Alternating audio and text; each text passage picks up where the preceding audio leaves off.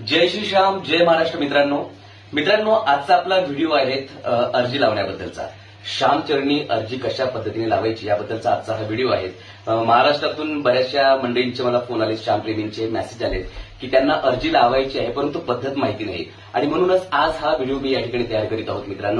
मित्रांनो संकट येत राहतात परंतु ते संकट दूर कसे करायचे. आर्थिक अडचण असेल, सामाजिक अडचण असेल, शारीरिक अडचण असेल, या व्याधी दूर कशा करायच्या याबद्दल आपण अर्जी लावत असतो. तर त्या अर्जीबद्दलचा आजचा हा व्हिडिओ आहे. शेवटपर्यंत हा व्हिडिओ तुम्ही बघा आणि तुम्ही सुद्धा अर्जी लावा. मित्रांनो अर्जी लावण्यासाठी जे काही गोष्टी आपल्याला लागतात ना त्या तुम्हाला मी सांगत आहोत. एक असा कापड पाहिजे मित्रांनो, लाल कपडा. त्यानंतर मित्रांनो आपल्याला पाहिजे आहे एक नारळ, तेही ओलं नारळ. त्यानंतर आपल्याला पाहिजे आहे दक्षिणा. आपण मग 11 रुपये, 21 रुपये, 51, 101, 1001 तुम्हाला ज्या पद्धतीने ठेवायचे त्या पद्धतीने तुम्ही पैसे ठेवू शकता.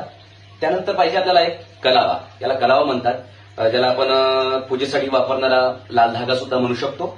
त्यानंतर एक पाहिजे आपल्याला कोरा कागद अशा पद्धतीचा. आणि मित्रांनो आता काय करायचं नेमकं तर बघा, सुरुवातीला मित्रांनो आपल्याला काय करायचं आहे, हा जो कपडा आहे तो कपडा या पद्धतीने ठेवा. ठीक आहे.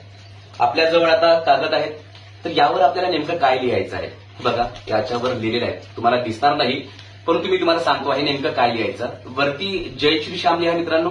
त्यानंतर हरे के सहारे की जय, त्यानंतर खाटू नरेश की जय आणि जय श्री श्याम देवाय नमः हा मंत्र त्यांचा लिहा. आता महत्वाचा मुद्दा आहे मित्रांनो, या गोष्टी लिहिल्यानंतर आपल्याला नेमकं काय पाहिजे, काय मागायचं आहे. कारण की आपल्याला श्यामदेवाला मागायचं आहे, अर्जी लावायची आपल्याला. तर त्यामध्ये पर्चीमध्ये आपण काय लिहायचं नेमकं तर तुम्ही लिहा, जसं तुमच्यावर कर्ज असेल तर श्यामदेवाय आमचं कर्ज तुम्ही दूर करा, आम्हाला ज्या काही बिमाऱ्या असेल त्या तुम्ही दूर करा, आमच्या घरावर येणारं जे संकट आहे ते दूर करा, किंवा कोणाचे पैसे अडून राहतात कुणाकडे ते दूर करा. अशा पद्धतीने ज्या ज्या समस्या तुम्हाला मांडायच्या, ज्या दूर करायच्या त्या तुम्ही मध्ये लिहू शकता.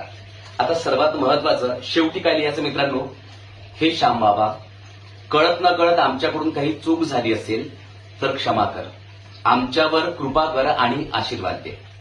आणि शेवटी लिहायचं आहे, ही अर्जी मी तुमच्या चरणी ठेवीत आहोत, ती स्वीकार करा. तर मित्रांनो ही झाली अर्जी एक प्रकारे. ठीक आहे. तर हा झाला कागद. आता आपल्याला नेमकं काय करायचंय, कशा पद्धतीने त्याला बांधायचं आहे. मित्रांनो याची फोल्ड करा. त्यानंतर फोल्ड केल्यानंतर या पद्धतीने तुम्ही नारळावर ठेवा. ठीक आहे. त्यानंतर जे पैसे आहेत ना आपल्याकडे दक्षिणा, ती या पद्धतीने ठेवा. ठीक आहे. आपल्याकडे जो कलावा आहे, जो धागा आहे, याला 3 वेळा आपल्याला बांधायचा आहे याला. ठीक आहे. 1, 2 आणि हे 3. आता आपल्याला ते तोडून घ्यायचं आहे. ठीक आहे. तुटल्यानंतर आपल्याला नारळ या ठिकाणी अशा पद्धतीने ठेवायचा आहे. त्यानंतर चारही बाजूने आपल्याला हे बघा या पद्धतीने, तसा कापड आहे लाल कापड. ठीक आहे. या पद्धतीने आपल्याला त्याला पकडायचं आहे. एक लक्षात ठेवा मित्रांनो, याला आपल्याला गाठ बांधायची नाहीये. जसं की सुरुवातीला पण आपण त्याला धाग्याला गाठ बांधली नाही. हा जो आपल्याकडे आहेत ना, याने तुम्ही काय करा, बांधून घ्या व्यवस्थितपणे.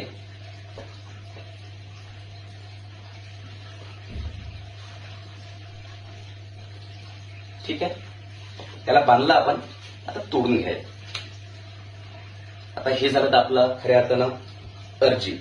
आता मित्रांनो याला काय करायचं आपल्याला भक्तजनांनो, की ही अर्जी आपल्या जवळ श्यामदेवाचा जर फोटो असेल, जसं श्यामबाबाचा फोटो असेल आपल्याकडे, तर घरी त्यांच्याजवळ त्यांच्या चरणी आपण ही अर्जी ठेवून द्या. त्यांना नमस्कार करा आणि त्यांना आपल्या इच्छा पूर्ण करण्यासाठी त्यांना मागणी करा. जर आपल्याकडे श्यामदेवाचा फोटो नसेल तर आपण आपल्याकडे देवघर आहे, देवघरामध्ये आपण ही ठेवू शकता. आता हे करायचं कधी मित्रांनो, एकादशीच्या दिवशीच आपल्याला अर्जी लावता येते. एकादशीच्या दिवशी जर अर्जी लावली तर ती लवकर पूर्ण होते. दुसऱ्या कुठल्याही दिवशी लावण्यापेक्षा एकादशीचा हा दिवस अर्जीसाठी सर्वात बेस्ट आहे. त्यामुळे एकादशीला तुम्ही अर्जी लावू शकता. आणि जर तुमचं कधी जाणं झालं समजा खाटू श्यामला, तर ते नारळ आपण सोबत घेऊन जायचं त्या ठिकाणी आणि तिथे आपण ज्या ठिकाणी बांधतात ना नारळ त्या ठिकाणी ते बांधून द्यायचं.